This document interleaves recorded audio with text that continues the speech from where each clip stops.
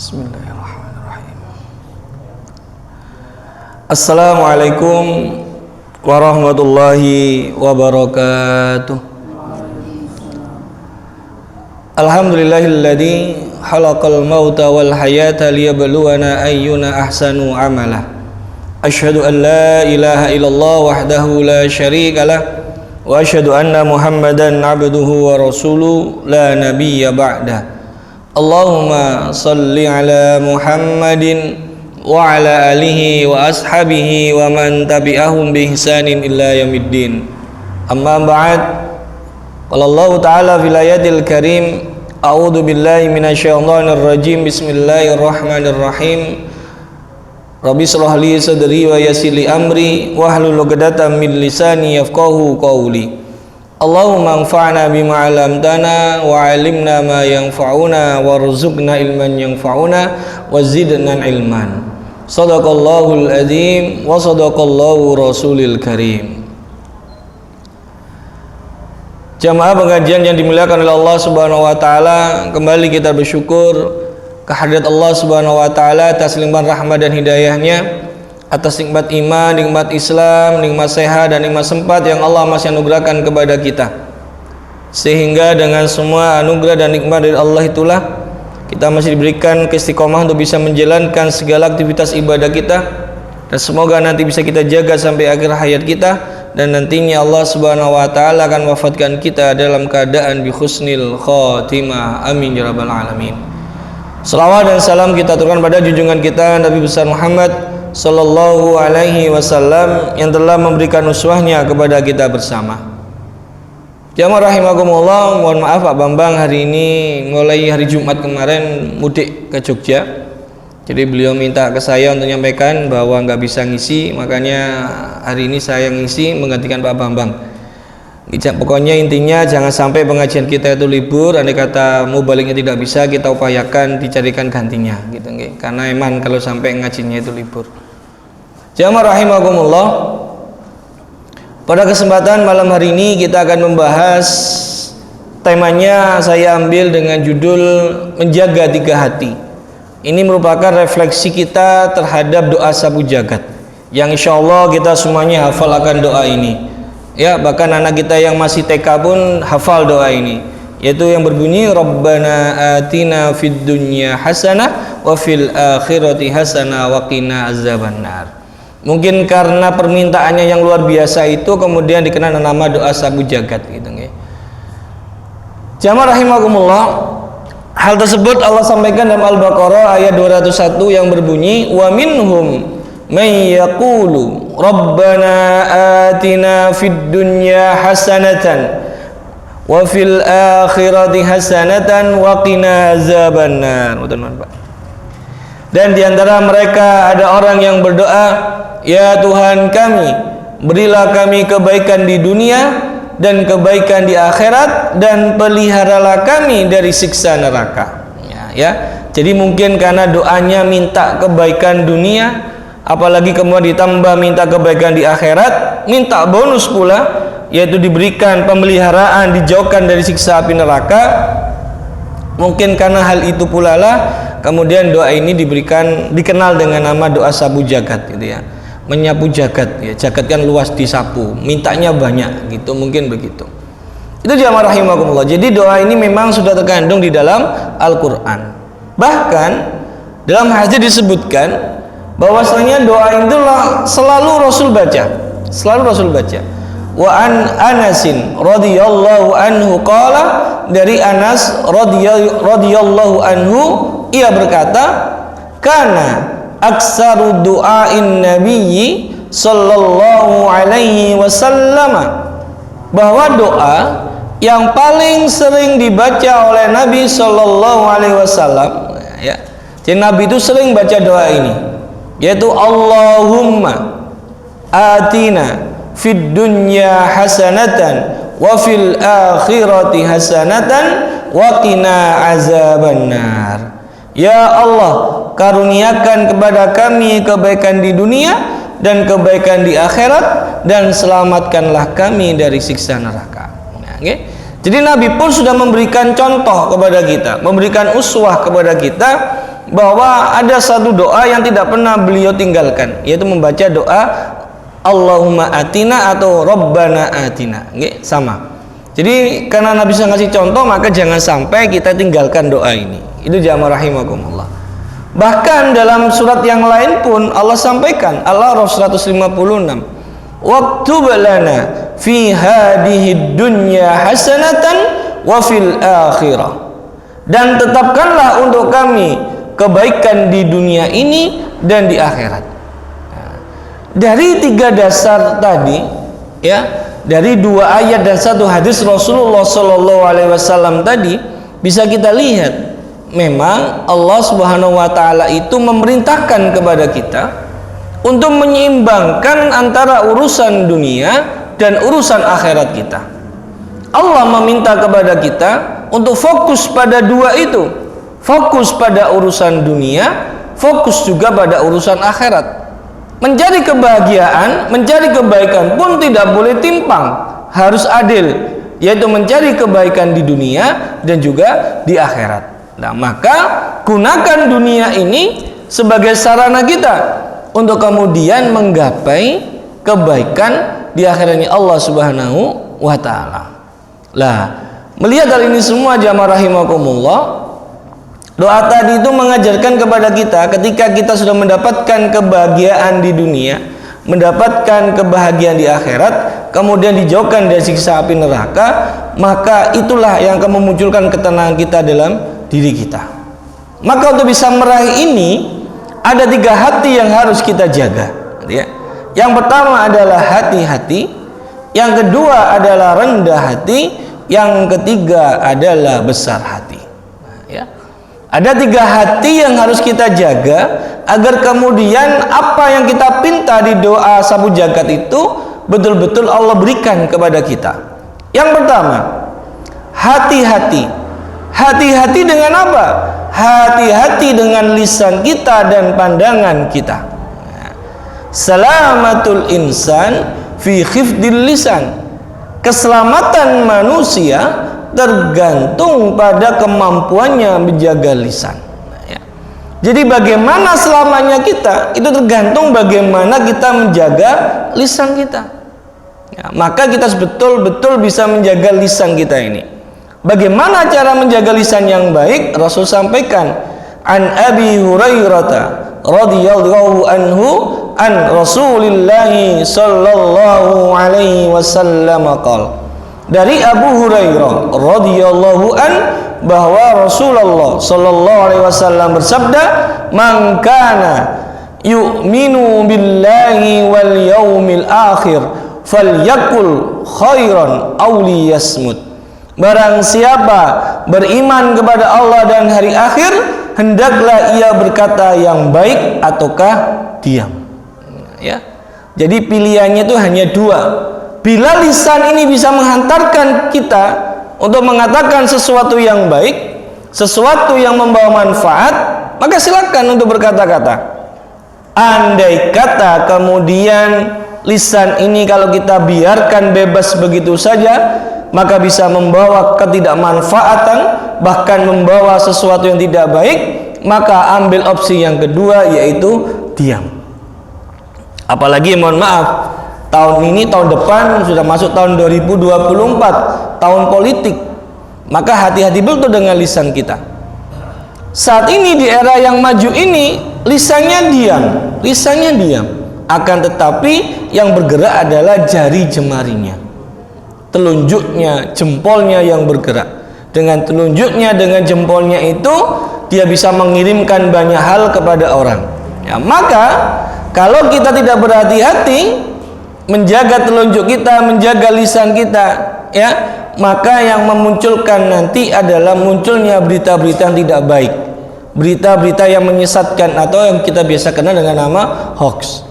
Maka orang yang bisa menjaga lisan, orang yang bisa menjaga jempol sama telunjuknya untuk tidak seenaknya sendiri menyebarkan sesuatu, mengatakan sesuatu, maka itu bisa menghindarkan dirinya dari berita hoax atau berita yang tidak baik.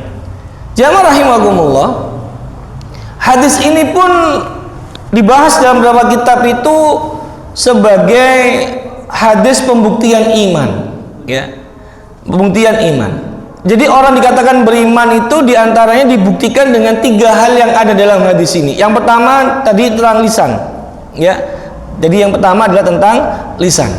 Yang kedua, wa man kana yu'minu billahi wal yaumil akhir falyukrim jarahu. Barang siapa beriman pada Allah dan hari akhir, hendaklah ia menghormati tetangganya, ya. Jadi bukti iman yang kedua itu kemampuan kita dalam menghormati tetangga. Dalam salah satu hadis qudsi disampaikan, tetangga itu memiliki fungsi yang sangat luar biasa. Perannya sungguh luar biasa. Bagaimana kondisi kita nanti ketika di alam kubur, ya, mendapatkan kebahagiaankah atau malah sebaliknya, itu diantaranya juga ditentukan bagaimana tetangga itu menilai diri kita, ya. Maka terkait dengan tetangga ini, Rasul memberikan salah satu tuntunannya kepada kita, sepele tetapi dampaknya besar. Qala Rasulullah sallallahu alaihi wasallam, "Idza tabakhta maraqatan fa'aksir ma'aha wa ta'ahad jiranaka." Dari Abu Dzar radhiyallahu an, beliau berkata, Rasulullah sallallahu alaihi wasallam bersabda, "Jika engkau memasak kuah, maka perbanyaklah airnya dan perhatikanlah tetangga-tetanggamu." Nah, ya. Ini sepele tetapi dampaknya luar biasa, ya. Jadi kalau kita masak kuah, maka yang diminta itu perbanyak airnya. Tapi tolong jangan diartikan secara tekstual, ya. Nanti masak bakso pentole mek 3 kuwahe sing kuwata tanggane mek dikai dudune tok, ngoten nggih. Karena bunyi hadisnya perbanyaklah airnya, bukan begitu, ya, bukan begitu. Marokotan itu kalau di kita itu biasanya disebut dengan sup. Nah, sup itu ada sayurnya, ada dagingnya, itu namanya marokotan. Maka ketika memasak itu sayur dan dagingnya diperbanyak plus kuahnya, gitu ya. Nanti kalau sudah begitu, bagikan kepada tetangga kita, minimal kanan dan kiri kita. Nah, itu bentuk bagaimana kita itu kemudian ini jamaah, apa namanya, saling mempererat ukhuwah Islamiyah di antara tetangga kita.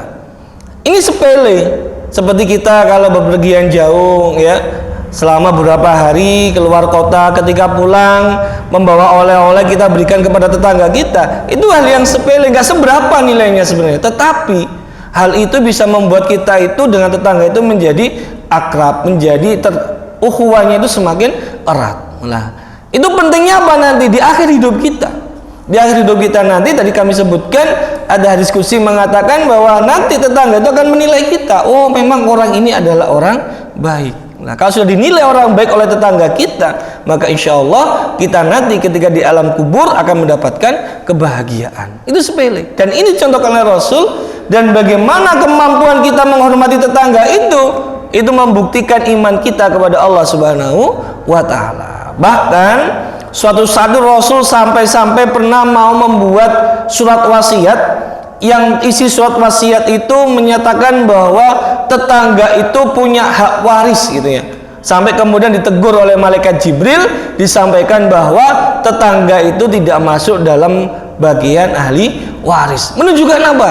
Menunjukkan bagaimana pentingnya tetangga itu. Itu jamaah rahimakumullah. Hal ketiga tentang keimanan tunjukkan dalam ayat ini adalah wa man kana yu'minu billahi wal yaumil akhir falyukrim dhaifahu. Barang siapa beriman kepada Allah dan hari akhir, hendaklah ia memuliakan tamunya. Nah, itu nggih. Jadi tamu itu dimuliakan.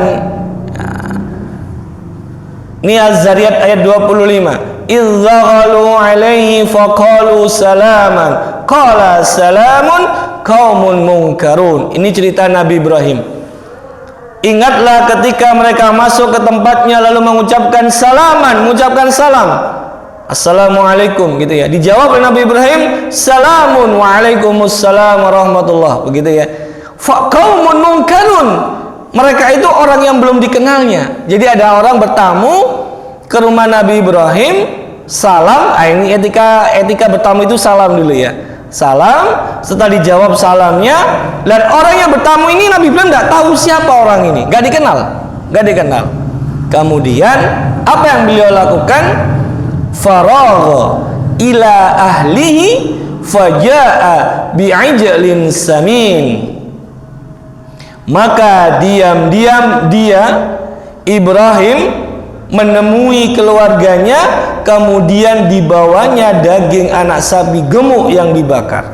Coba, kedatangan tamu tidak dikenal, dipinarakan. Nabi Ibrahim masuk ke dalam rumah, minta istrinya untuk menjamu tamu tadi. Dijamulah dengan makanan, yaitu daging anak sapi yang gemuk, apalagi kemudian dibakar. Oh, sungguh nikmat, dijamu, Pak. Itu cara menghormati tamu. Apakah kita harus seperti ini? Kalau mampu monggo, tapi kalau tidak ya minimal ketika ada tamu ke rumah kita ya tidak cul-culan gitu nggih. Minimal di meja tamu kita itu ada sesuatu yang bisa kita suguhkan. Untuk apa? Ya untuk didahar, untuk diunjuk dan lain sebagainya. Itu adab dan bertamu. Dan bagaimana cara kita untuk kemudian menghormati tamu, itu juga menunjukkan bagaimana kualitas keimanan kita kepada Allah Subhanahu wa taala. Nah, itu jamaah rahimakumullah nggih. Jadi ini setelah tahu begini maka kita harus bisa menghormati tamu, dan tamu pun juga harus tahu diri. Bertamu itu juga ada waktu-waktunya, tidak seenaknya sendiri bertamu. Di antaranya jangan sampai kita bertamu itu mendekati waktu sholat. Oh, habis ini udah azan maghrib, jangan kita bertamu ke rumah orang. Bahayanya nanti kalau kita bertamu pas azan maghrib, yang mau jamaah tidak ada di jamaah, gitu ya. Akhirnya apa? Ya karena ada tamu tadi, akhirnya nemui tamu. Nah, cara kita bagaimana? Ya kita ajak tamu itu untuk sholat berjamaah. Itu jamaah rahimakumullah. Kemudian jangan bertamu malam-malam, gitu ya. Di atas jam 8, waktunya orang istirahat. Nah, itu nggih. Maka ini yang harus kita upayakan, bagaimana kita menjamu tamu. Dan ketika tamu itu pulang, itu pun harus diantarkan, ya, diantarkan sampai keluar. Setelah beliaunya sudah tidak ada, baru kita masuk ke dalam rumah. Nah, ini Nabi Ibrahim lakukan kepada orang yang beliau belum kenal. Ternyata dua orang itu adalah malaikat, ya. Dua malaikat ini datang kepada Ibrahim mau mengabarkan, mau ngasih kabar gembira bahwa setelah ini Ismail mau punya adik yang nanti bernama Ishak. Itu kabar pertama. Kabar kedua, Nabi Ibrahim menginformasikan bahwa nanti, ya, kaumnya saudaramu yaitu Nabi Lut akan Allah binasakan karena berbuat Sodom. Nah, jadi diinformasikan oleh Nabi Ibrahim bahwa nanti saudaramu Lut itu kaumnya akan dibinasakan oleh Allah Subhanahu wa taala. Setelah itu, tapi malaikat ini nggak mau makan, ya. Dua malaikat ini nggak mau makan, karena memang malaikat tidak makan dan tidak minum. Dan itu kalau kita baca di lanjutan ayat ini, jamaah, Nabi Ibrahim itu gelo. Kok dijamu wis enak ini kok gak gelem? Kurang apa gitu ya? Ternyata setelah dikasih tahu kami berdua ini adalah malaikat, baru Nabi Ibrahim itu memahaminya. Itu jamaah rahimakumullah. Itu nggih. Jadi tiga hal inilah yang kemudian yang harus kita pegang bersama-sama, bahwa tiga hal ini merupakan bukti keimanan kita kepada Allah Subhanahu wa taala. Maka mari kita upayakan betul untuk bisa menjaga lisan kita, menghormati tetangga kita, dan bagaimana memuliakan tamu kita. Jamaah rahimakumullah, saya lanjutkan kembali pada tema kita. Sekali lagi, kalau kita ingin selamat, maka kita harus berhati-hati dengan lisan kita. Jangan lisan ini kita biarkan lepas begitu saja tanpa ada kontrol di dalamnya. Kalau terjadi, bahaya, bisa menjerumuskan diri kita. Di hadis yang lain Rasul menyampaikan ketika ditanya oleh salah seorang sahabat, "Inna rajulan sa'ala Rasulullah sallallahu alaihi wasallam." Ada seorang laki-laki bertanya pada Rasulullah sallallahu alaihi wasallam, "Ayyul muslimina khairan?" Siapakah orang muslim yang paling baik itu? Qala, Rasul menjawab, Rasul bersabda, "Man salimal muslimuna min lisanihi wa yadihi." Seseorang yang orang muslim yang lain selamat dari gangguan lisan dan tangannya. Nah, ini jadi disebut orang muslim baik itu kalau orang di sekitar kita itu selamat dari lisan kita dan dari tangan kita. Apa makna tangan kita? Ya selamat dari gangguan kita. Nah, maka orang bisa menjaga lisan, bisa menjaga tangannya, maka insya Allah dia termasuk kategori muslim yang baik. Bahkan hadis Rasulullah menyampaikan ada orang yang sudah dijamin surga. Man yatmannali ma baina lihiyaihi wa ma baina rijlaihi atmanu lahul jannah. Barang siapa memberikan jaminan kepadaku untuk menjaga apa yang ada di antara dua janggutnya. Di antara dua janggut itu kumis sama jenggot kita ini, lisan kita. Dan di antara dua kakinya, mohon maaf, syahwat kita, maka aku berikan kepadanya jaminan masuk surga. Coba, kalau kita bisa menjaga lisan kita, berhati-hati dengan lisan kita, tidak sembarangan berkata-kata, tapi sebelum mengatakan sesuatu dipikir dulu, maka itu bisa membuat kita mendapatkan jaminan Rasulullah SAW untuk kelak bisa masuk ke dalam surga. Nah, maka jamaah rahimakumullah, tentang lisan ini yang kita pegang, kata Rasul. Innal abda la yatakallamu bil kalimati yanzilu biha finnari ab'ada ma bainal masyriqi wal maghribi. Sesungguhnya seorang hamba yang mengucapkan suatu perkataan yang tidak dipikirkan apa dampak-dampaknya akan membuatnya terjerumus ke dalam neraka yang dalamnya lebih jauh dari jarak timur dengan barat. Nah, jadi cara agar lisan ini enggak ngerocos begitu saja, enggak ngomong seenaknya sendiri, maka sebelum mengatakan sesuatu kita pikirkan dulu apa dampak dari perkataan yang kita lontarkan tadi. Nah, itu bisa menjaga diri kita, ya. Jadi kalau mau ngomong, kalau saya ngomong begini, kira-kira ada nggak yang tersinggung? Kalau saya ngomong begini, kira-kira ada nggak yang sakit hati? Kalau saya ngomong begini, ada nggak yang kemudian mendapatkan manfaat dari omongan saya ini? Itu difikirkan dulu. Nah, maka kalau sudah ini dilakukan, insya Allah bisa menyelamatkan kita dari siksa api neraka. Sama dengan WA kita, sama dengan HP kita, gadget kita. Ketika masuk sesuatu di WA kita, misalkan begitu, dicek dulu, dibaca dulu sampai habis, ditimang-timang. Kalau ini saya share, kira-kira manfaatnya apa? Kalau tidak saya share, rugi nggak saya? Lah itu ditimang-timang. Kalau diniat, oh ini penting untuk disebarkan, kan ini merupakan ilmu, ya monggo disebarkan. Tapi kalau ternyata dipikir kalau ini saya sebarkan nanti membawa dampak tidak baik, apa rumusnya? Ya tadi, auliyasmut, kita diam saja, berarti stop. Berita itu cukup ada di kita saja. Itu jamaah rahimakumullah. Kalau kita mampu seperti itu dan kita takut masuk ke dalam neraka, yang kata hadis sebutkan jarak dalamnya lebih jauh dari jarak timur dengan barat, maka kita nggak akan ngomong seenaknya sendiri. Ya, berita hoax itu akan hilang karena kita takut dengan hadis Rasulullah ini. Itu jamaah rahimakumullah. Bahkan dalam hadis yang lain disampaikan, ada salah satu sahabat itu nggak percaya gitu ya, nggak percaya. Mana mungkin lisan itu bisa memasukkan orang ke dalam neraka gitu ya. Ini ya. Jadi pertanyaannya di bawah, jawabannya di atas itu. Sahabat Muaz itu bertanya, "Ya Nabi Allah, wa inna la mu'akhadzuna bima natakallamu bih." Ya wahai Nabi Allah, ya Rasulullah, apakah kita kelak akan dihisab atas apa yang kita katakan? Ya. Jadi Muaz masih belum percaya, masa sih aku ngomong ini sok dihisab gitu ya. Dijawab oleh Rasul, "Wa hal yakubbun nasa finnari ala wujuhihim au ala manakhirihim illa khasaidu alsinatihim." bukankah tidak ada yang menjerumuskan orang ke dalam neraka selain buah lisannya. Nah, okay. Jadi kata Rasul, banyak orang yang masuk ke dalam neraka, banyak orang yang terjerumus ke dalam neraka hanya gara-gara lisannya. Nah, maka kita kalau ingin mendapatkan kebahagiaan dunia akhirat, hati-hati dengan lisan kita. Ya, harus kita jaga betul.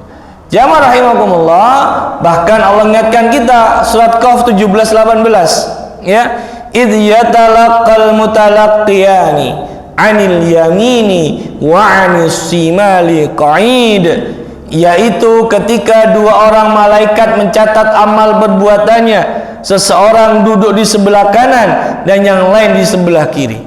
Nah, kalau kita sadar akan ayat ini, bahwa diri kita selalu diawasi dua sosok malaikat di kanan dan di kiri kita. Ma yalfidhu min qaulin illa ladaihi raqibun atid. Tiada suatu ucapan pun yang diucapkannya melainkan ada di dekatnya malaikat pengawas yang selalu hadir, yang kita kenal dengan nama Raqib dan Atid. Ya. Jadi kalau kita sadar bahwa apa yang kita omongkan dicatat oleh dua malaikat Raqib dan Atid tadi, maka saya yakin kita itu akan berhati-hati dalam mengatakan sesuatu. Ya, sekali lagi, apalagi nanti di tahun 2024 adalah tahun politik, monggo mendukung salah satu calon silakan. Ya, tetapi jangan sampai karena mendukung salah satu calon lisan kita sampai menjelekkan yang lainnya. Ada kerugian yang akan kita peroleh. Apa kerugiannya? Kerugiannya bisa jadi nanti gara-gara perbedaan calon akhirnya tetangga itu bisa bermusuhan, saudara bisa bermusuhan. Setelah selesai pemilu, yang buat permusuhan tadi itu calonnya pada ngopi bareng, musuhnya yang tadi kalah sudah diangkat jadi menteri misalkan, yang di bawah terus gegeran, nggak dapat apa-apa. Maka monggo tetap boleh menyukai, mendukung salah satu calon, tapi tidak perlu menjelekkan yang lainnya. Ya, cukup untuk kita saja hal yang tersebut itu. Itu jamaah rahimakumullah. Itu yang pertama, hati-hati dengan lisan kita. Yang kedua, yang ada kaitan dengan lisan kita, pandangan. Maka kita juga diminta berhati-hati dengan pandangan kita. Ada satu surat dalam dua ayat yang menyatakan hal yang sama dan berurutan. Di surat Nur ayat 30 Allah berfirman untuk laki-laki, dan An-Nur 31 untuk perempuan terkait tentang pandangan. Di ayat 30-nya Allah berfirman, kullil mu'minina yaghuddu min absarihim. Katakanlah kepada laki-laki yang beriman, hendaklah mereka menjaga pandangannya. Di ayat 31-nya untuk perempuan, wa kullil mu'minati yaghdudna min absarihinna. Katakanlah kepada para perempuan yang beriman, hendaklah mereka menjaga pandangannya. Nah, menjaga pandangan, Bapak Ibu sekalian, jamaah rahimakumullah. Apakah ketika bertemu seseorang nggak boleh memandang ketika berlawanan jenis? Boleh, tetapi seperlunya, tidak boleh dibiarkan lepas begitu saja pandangan kita. Ya, seperlunya saja. Ya, kemudian kalau orang itu bisa menjaga pandangan, maka insya Allah bisa menjaga lisan. Kadang kita tuh mengomentari orang setelah kita melihat, gitu ya. Setelah melihat dikomentari. Nah, maka untuk bisa menjaga lisan diawali dengan kemampuan kita menjaga pandangan kita. Allah berfirman dalam surat Fussilat ayat 22, "Wa ma kuntum tastatiruna ay yashhada 'alaikum sam'ukum wala absarukum wala juludukum." Kamu sekali-kali tidak dapat bersembunyi dari kesaksian pendengaran, penglihatan dan kulitmu kepadaku. Ya. Jadi apa? Apapun yang ada dalam diri kita, pendengaran kita, penglihatan kita, bahkan kulit kita, ini akan menjadi saksi untuk diri kita. Maka kalau kita akan sadar hal ini, jamaah rahimakumullah, kita akan selalu berhati-hati dengan lisan kita, berhati-hati dengan pandangan kita.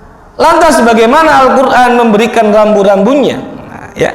Ada satu ayat dalam Al-Quran yang sangat jelas memberikan rambu-rambu bagaimana bergaul yang terkait dengan lisan dan pandangan, yaitu surat Al-Hujurat surat ke-49 ayat yang ke-11. Ya ayyuhalladzina amanu la yaskhar qaumun min qaumin asa an yakunu khairan minhum. Wahai orang-orang yang beriman, janganlah suatu kaum mengolok-olok kaum yang lain, karena boleh jadi mereka yang diolok-olokkan itu lebih baik daripada mereka yang mengolok-olok. Nah, jelas sudah.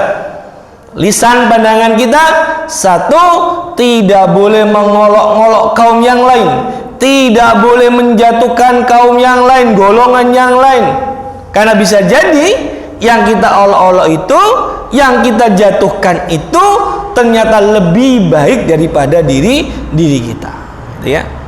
Wala nisa'un min nisa'in asa ayyakunna khairan minhunna. Dan jangan pula perempuan-perempuan mengolok-olok perempuan yang lain, karena boleh jadi perempuan yang diolok-olok itu lebih baik daripada perempuan yang mengolok-olok. Spesial Allah tujukan kepada kaum Hawa, kaum perempuan, sama. Jangan suka mengolok-olok kaum yang lain, perempuan yang lain, karena boleh jadi perempuan yang diolok-olok itu lebih baik daripada yang mengolok-olok.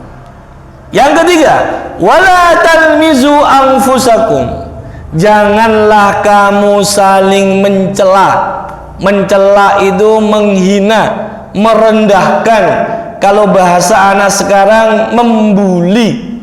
Baik itu bullying secara lisan ataupun bullying secara fisik. Ya, gak boleh. Al-Quran melarang, wala talmizu anfusakum. Gak boleh mencela. Ya. Kalau kita melihat jamaah rahimakumullah, kita kenal dengan nama burung gagak. Burung gagak itu warnanya hitam, warnanya hitam. Tapi ketika burung gagak ini lahir, anaknya burung gagak lahir, itu warnanya putih. Ya. Jadi induk gagak hitam, betina gagak hitam, lahir anaknya putih. Tapi ada cacatnya. Ketika anak burung gagak lahir itu, tubuhnya itu dilapisi selaput. Lah selaput ini baunya busuk. Akhirnya karena bau busuk tadi itulah induk burung gagak itu pergi meninggalkan anak gagak yang ditutupi, selimuti oleh selaput yang busuk tadi itu. Apakah kemudian burung gagak kecil tadi meninggal? Tidak. Karena kondisi yang seperti itu, ditutupi dengan selaput yang busuk tadi itu, akhirnya mendatangkan ulat. Ulat kan suka dengan sesuatu yang baunya tidak enak. Datang ulat, mendekat, dia makan. Ulat itu datang lagi, mendekat, dia makan. Sampailah dia dewasa, selaput itu hilang dan dia bisa terbang kemana-mana. Coba. Ya, sesuatu yang kita anggap yang tidak baik menurut kita ternyata mendatangkan manfaat dan Allah siapkan rezeki untuk anak burung gagak itu. Maka kita nggak boleh saling mencela orang, nggak boleh saling mencela orang. Apalagi kemudian wala tanabazu bil alqab, dan saling memanggil dengan julukan yang buruk, itu nggak boleh. Kita punya saudara seiman, kita tahu memang dia tidak pernah sholat, tapi tidak boleh kemudian kita panggil dengan dia panggilan hai kafir, nggak boleh. Walaupun kita tahu dia tidak sholat, nggak boleh memanggil seperti itu. Dan saling memanggil dengan julukan yang buruk tidak boleh, gitu ya. Bahkan suatu saat kita kan tahu nih, sahabat Nabi merupakan muazin pertama, sahabat Bilal bin Rabah, kulitnya hitam legam, Pak, karena memang beliau lahir di Afrika, hitam legam. Ada salah satu sahabat itu memanggil Bilal itu dengan panggilan yang tidak salah sebenarnya. Dipanggil Bilal, ya aswad, hai hitam, gitu. Apakah salah? Tidak. Karena memang Bilal itu hitam. Tetapi Rasul tahu bahwa panggilan ya aswad itu adalah dalam rangka untuk memanggil julukan yang buruk untuk Bilal. Akhirnya Rasul itu mukanya merah padam dan mengatakan, hai sahabatku, imanmu belum sempurna. Loh, kenapa Rasul imanku belum sempurna? karena engkau telah menjelekkan saudaramu sendiri dengan panggilan yang tidak baik. Coba itu jamaah. Ya, sudah real hitam, tidak salah dipanggil hitam, tetapi itu merupakan sesuatu yang tidak boleh kita lakukan. Ya, dan tidak ada hubungannya kemudian dikatakan saya lo hanya bergurau, tidak ada. Ya sudah, kita nggak boleh memanggil orang itu dengan panggilan yang tidak baik. Bi'sal ismul fusuqu ba'dal iman. Seburuk-buruk panggilan adalah panggilan fasik. Apa panggilan fasik itu? Panggilan buruk yang mengandung penghinaan. Tadi ya aswad itu mengandung penghinaan. Itu tidak boleh ya. Itu tidak boleh jamaah rahimakumullah. Lah ini beberapa hal yang harus kita ketahui dalam rangka apa? Rambu-rambu kita dalam bergaul. Di Al-Hujurat ayat 12 Allah sambung lagi etika kita dalam bergaul. Ya ayyuhallazina amanu jtanibu katsiran minadh-dhann inna ba'dadh-dhanni ismun. Wahai orang-orang yang beriman, jauhilah banyak prasangka, sesungguhnya sebagian prasangka itu dosa. Apa prasangka itu? Prasangka itu duga-duga, kira-kira. Ini ya. Misalkan ada tetangganya baru beli sepeda motor, wes, walah paling sepeda yang kredit. Nah, itu kan prasangka. Siapa tahu sepeda motor itu memang kredit, ya urusannya dia. Buat apa kita urusi? Kan siapa tahu ternyata sepeda motor itu hadiah diberikan oleh anaknya, kita nggak tahu. Lah itu namanya prasangka. Dan sebagian prasangka itu dosa, tidak boleh. Ya makanya kalau ada orang yang seperti itu ya sudah, tidak perlu kita urusi, gitu ya, nggak perlu kita urusi. Nggak perlu kemudian ada tetangga kita beli sepeda motor, kita kepala kita pusing, beli mobil jantungnya berdebar-debar, beli pesawat meninggal dunia. Ya, kita yang meninggal dunia, tetangga kita nggak ada masalah. Itu ya jangan sampai terjadi yang semacam itu. Wala tajassasu, dan janganlah mencari-cari kesalahan orang lain. Nah, boleh Bapak Ibu rahimakumullah kita cari-cari salah orang. Apa yang harus kita lakukan? Lebih baik kita banyak mencari salah kita sendiri. Lebih baik kita ambil cermin, kita lihat diri kita, berapa banyak dosa yang sudah kita lakukan. Makanya tidak salah kalau kemudian ada peribahasa kan mengatakan gajah di depan mata tak nampak, semut di seberang lautan nampak. Gajah gede dengan jengim lipat itu mboten ketinggal, tapi semut walit terseberangi lautan ketinggal. Kenapa? Kadang salah kita tidak sadar, tapi jelek orang cumili kita tahu. Nah, itu harus kita hindari. Namanya wala tajassasu wala yaghtab ba'dukum ba'dha. Dan janganlah ada di antara kamu yang menggunjing, menghibah, membicarakan sebagian yang lain. Ya, nggak boleh membicarakan orang lain itu, tidak boleh. Gitu ya. Kalau ada orang yang suka berasangka, suka tajassus, suka berghibah, Allah katakan dalam ayat ini, ayuhibbu ahadukum ayyakula lahma akhihi maitan fakarihtumuh. Apakah ada di antara kamu yang suka memakan daging saudaranya yang sudah mati? Ya, jadi orang yang suka prasangka, tajassus, ghibah itu ngapunten seperti Sumanto. Okay. Bisa Sumanto nggih, sing-singen kalau ada bayi mati dibongkar dimakan dagingnya, itu Sumanto. Lah orang yang semacam itu nanti di mana, di neraka. Ini Ustaz Hidayat mengatakan, menafsirkan ayat ini, orang yang suka prasangka, tajassus, mencari salah orang itu di neraka nanti itu sama Allah disuruh makan daging sesama penghuni neraka. Nauzubillah min dzalik. Ya, itu. Maka kita hindari itu. Apa ghibah itu kalau kita tahu? Ini jamaah rahimakumullah. Ini harus kita berhati-hati. Atadaruna mal ghibah, kata Rasul. Tahukah engkau apa itu ghibah? Qalu Allah wa rasuluhu a'lam. Mereka menjawab, Allah dan Rasulnya yang lebih tahu. Qala, Rasul bersabda, dzikruka akhaka bima yakrah. Engkau menyebutkan kejelekan saudaramu yang ia tidak suka untuk didengarkan orang lain. Menyebutkan jelek orang yang ia tidak suka orang lain tahu akan jeleknya. Kila afara'aita in kana fi akhi. Bila ditanya bagaimana Rasul jika yang disebutkan itu sesuai kenyataan, Ma'akulu, ya sesuai kenyataan. Qala in kana fihi ma taqulu faqad tabtahu wa illam yakun fi faqad bahatta. Jawab Nabi sallallahu alaihi wasallam, jika sesuai kenyataan berarti engkau menghibahnya, jika tidak sesuai berarti engkau memfitnahnya. Wis kan apike. Nggih, mboten enten apike. Membicarakan jelek orang, kalau itu benar ghibah, menawi salah fitnah. Berarti apa? Gak usah membicarakan jelek orang, selesai sudah. Nah, ini yang harus kita sadari bersama jamaah rahimakumullah. Kalau kita bisa menjaga itu, kita kemudian bisa berhati-hati dengan lisan kita, tidak sampai menggibah orang, membicarakan orang, maka insya Allah diri kita akan selamat. Itu jamaah rahimakumullah. Lah, ini ada salah satu contoh.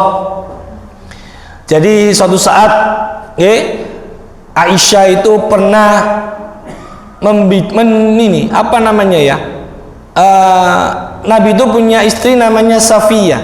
Safiyah itu pendek. Aisyah itu tidak ngomong, Bu. Aisyah cuma doding, mendodingi mawon. Tapi mboten ngomong, mendoding. Apa kata Nabi? Laqad qulti kalimatan law mujizat bima'il bahri lamazathu. Sungguh engkau telah mengatakan suatu perkataan yang andai saja tercampur dengan air laut, kalimat itu mengotorinya. Jadi Aisyah itu mendudingi Sofia, tapi Nabi tahu dodingnya itu dalam rangka menghina Sofia. Diingatkan oleh Rasul ini, andai kata kamu ngomong, kata Rasul, omonganmu itu bisa mengotori air laut. Itu jamaah. Nggih. Jadi gibahnya nggak ngomong mendoding. Kalau bahasa sekarang doding ngambil guyu. Nah, misalkan ada orang yang gak sesuai dengan kita diguyu, sama dengan ini. Maka ini cara kita harus berhati-hati. Kalau ingin bahagia dunia akhirat, hindarkan diri kita dari yang hal-hal semacam ini. Itu yang pertama jamaah. Hati-hati dengan pandangan kita, hati-hati dengan lisan kita. Yang kedua adalah agar kita mendapatkan kebahagiaan dunia akhirat, sebagai wujud kita mengaplikasikan doa Rabbana atina fid dunya hasanah adalah mari kita punya sifat rendah hati. Napa rendah hati itu? Rendah hati itu mboten sombong, ya, tidak sombong. Rendah hati itu artinya orang itu merendah, artinya itu tidak sombong, tidak riya, ya, tidak riya. Wala tusair khaddaka linnasi wala tamshi fil ardi maraha. Dan janganlah kamu memalingkan mukamu dari manusia karena sombong, melengos mboten bareng, ya. Innallaha la yuhibbu kulla mukhtalin fakhur. Dan janganlah kamu berjalan di muka bumi dengan angkuh, sesungguhnya Allah tidak menyukai orang-orang yang sombong lagi membanggakan diri, ya. Itu enggak boleh. Ya, yang lain Allah sampaikan, innahu la yuhibbul mustakbirin. Sesungguhnya Allah, Dia tidak menyukai orang-orang yang menyombongkan diri, ya. Kemudian Rasul menegas lagi. Rasul menyampaikan tentang informasi siapa penghuni neraka. Ala ukhbirukum bi ahlin nar? Qalu bala qala kullu utillin jawazin mustakbirin. Maukah kamu aku beritahu tentang penduduk neraka? Mau ya Rasul. Mereka adalah orang-orang keras lagi kasar. Keras kasar angel kandhanani. Wis keliru dikandani watos pisan. Niku nggih. Tamak lagi ragus. Nggih, tamak lagi ragus. Yang ketiga adalah sombong. Nah, ya itu enggak boleh. Ingat, dosa pertama yang melemparkan iblis dari surga sombong. Iblis itu awalnya penghuni surga dan dia sangat soleh. Bahkan ada salah satu tafsir mengatakan saking solehnya iblis itu sampai malaikat itu iri kepada iblis dan mohon minta didoakan kepada iblis pada waktu itu agar malaikat tidak terlempar ke dalam neraka. Saking solehnya iblis itu. Tapi kemudian diuji oleh Allah, dihadirkanlah Nabi Adam, disuruh sujud karena merasa dirinya soleh, lebih baik daripada Adam, ya, yang hanya tercipta dari tanah. Aku, kata iblis, tercipta dari api. Dia gak mau sujud, menunjukkan kesombongannya. Ya sudah, karena sombong dilemparkan dari surga. Orang soleh tapi sombong, ya akan masuk ke dalam neraka. Nah, ini kita harus berhati-hati, jangan sampai sombong. Lantas kalau ditanya apa sombong itu, ini hadisnya. Apakah sombong itu adalah orang yang tidak kemana-mana pakai baju yang biasa-biasa saja? Tidak, ya. La yadkhulul jannata man kana fi qalbihi misqalu dzarratin min kibrin. Tidak akan masuk surga orang dalam hatinya ada kesombongan sebesar biji sawi. Biji sawi itu lebih kecil dari debu, kedik, nggak akan masuk surga. Qala, bertanya rajulun, laki-laki, inna rajula yuhibbu ayyakuna saubu hasanan wa na'luhu hasanatan. Ya Rasul, bagaimana dengan seseorang yang suka memakai baju dan sandal yang bagus? Apakah itu sombong? Qala, Rasul bersabda, innallaha jamilun yuhibbul jamal. Allah itu suka yang indah dan menyukai keindahan. Pak. Jadi orang pakai baju bagus, sepatu bagus, tidak sombong. Asalkan apa? Al-kibru, sombong itu batarul haq. Apa batarul haq itu? Menolak kebenaran. Jadi dia merasa baju bagus, sepatu bagus yang dia miliki itu bukan dari Allah, tapi dia peroleh dari uang yang merupakan jerih payahnya ketika dia bekerja. Itu namanya batarul haq. Dalam tafsiran yang lain, ahli hadis mengatakan batarul haq di sini itu juga berarti bahwa apa? Dia itu merasa bahwa apapun yang dia miliki itu bukan dari Allah dan dia tidak mau menunaikan sholat. Itu namanya batarul haq. Wa ghamdun nas, apa ghamdun nas? Meremehkan orang lain. Jadi pakai baju bagus, pakai sandal bagus, di dalam hatinya merendahkan orang lain. Itu namanya sombong. Selama kita tidak seperti ini, insya Allah kita akan dijauhkan dari kesombongan. Itu jamaah rahimakumullah. Yang terakhir adalah besar hati. Napa niku besar hati? Besar hati itu adalah suka memberikan maaf. Jadi suka memberikan maaf. Afdalul iman as-sabru was-samaha. Seutama-utamanya iman, sabar dan suka memberikan maaf. Nah, dan orang yang suka memberikan maaf itu ini ya, orang yang suka memberikan maaf itu akan menambah kemuliaannya di sisi Allah Subhanahu wa taala. Jadi orang yang memberi maaf itu tidak direndahkan, tapi malah akan diangkat derajatnya oleh Allah Subhanahu wa taala. Nah, itu jamaah rahimakumullah, beberapa hal yang bisa kita lakukan bagaimana mengimplementasikan doa Rabbana atina fid dunya itu dalam kehidupan kita. Yang pertama, mari kita berhati-hati dengan lisan dan pandangan kita. Yang kedua, mari kita tumbuhkan dalam hati kita tawadhu, kita jauhkan sifat sombong dalam diri kita. Yang ketiga, jadilah kita orang yang pemaaf. Kalau itu bisa kita lakukan, insya Allah kebaikan dunia akhirat akan Allah anugerahkan kepada kita, dan nantinya kita dijauhkan dari siksa api nerakanya Allah Subhanahu wa taala. Mungkin ini yang bisa saya sampaikan untuk kesempatan malam hari ini. Semoga yang sedikit ada manfaatnya dan kita senantiasa dalam pelindungan Allah Subhanahu wa taala, dan kelak Allah mengumpulkan kita kembali di surganya yang menjadi tempat tinggal kita nanti. Amin amin ya rabbal alamin. Kurang lebihnya mohon maaf. Wallahu a'lam bissawab. Hadanallahu wa iyyakum ajmain. Subhanakallahumma wa bihamdika asyhadu an la ilaha illa anta astaghfiruka wa atubu ilaik. Wassalamualaikum warahmatullahi wabarakatuh.